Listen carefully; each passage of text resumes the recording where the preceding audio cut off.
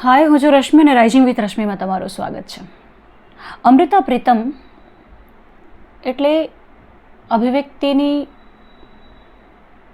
પ્રામાણિકતા તો ખરી, પણ માત્ર પ્રામાણિકતા એમ નહીં, પ્રામાણિકતાનું તીવ્રતમ સ્તર, ઉત્કટતા. આવી જ અને એ જ ઉત્કટતા એ પ્રેમની હોય, અભિવ્યક્તિની હોય, અન્યાય અને ન્યાય વચ્ચે હોય, આધ્યાત્મની ખોજમાં હોય. અમૃતા પ્રીતમ મઝહબથી પર છે, પણ એમનો સંબંધ રૂહાનિયત સાથે છે, આત્મા સાથે છે. એમને પુરાણમાં પણ રસ છે. અમૃતા પ્રીતમને જો રિબેલિયસ તરીકે જુઓ ને, તો એ રીતે જુઓ કે જ્યારે એમને ગુરુ નાનક વિશે લખવાનું કહેવામાં આવે અને એ વિચારે કે હું નાનકની માતાની અનુભૂતિને કેમ ન લખું, કારણ કે એ આવ્યા, એ તો એ માતાના એ ગર્ભ, જે ગર્ભમાં એ રહ્યા, એ સંવેદના સુધી કેમ ના પહોંચું. અને વિવાદ તો એ અભિવ્યક્તિ પર પણ થયો છે. એટલે અમૃતા પ્રીતમ એ સાંકડી સમજથી બહુ દૂર છે.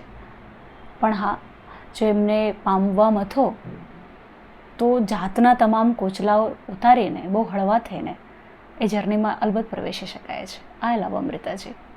એમની એક નજમ તમારી સાથે, આવી જ ઉત્કટતા, આવી જ તીવ્રતમ અભિવ્યક્તિની પરાકાષ્ઠા. અમૃતા પ્રીતમ. શીર્ષક છે પહેચાન.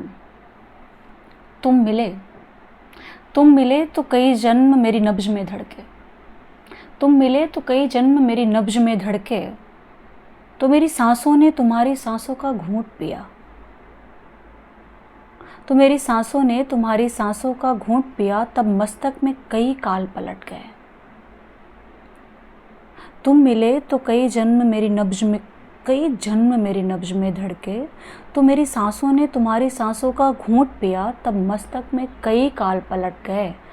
एक गुफा हुआ करती थी जहाँ मैं थी और एक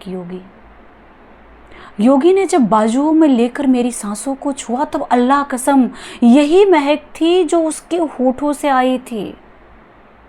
यह कैसी माया, यह कैसी लीला कि शायद तुम ही कभी वह योगी थे, या वही योगी है जो तुम्हारी सूरत में मेरे पास आया है, और वही मैं हूँ और वही महक है. This is Amrita Pritam. જ્યારે ઉત્કટતાની વાત થાય, તીવ્રતાની વાત થાય, ત્યારે આ Amrita Pritam. Thank you so much.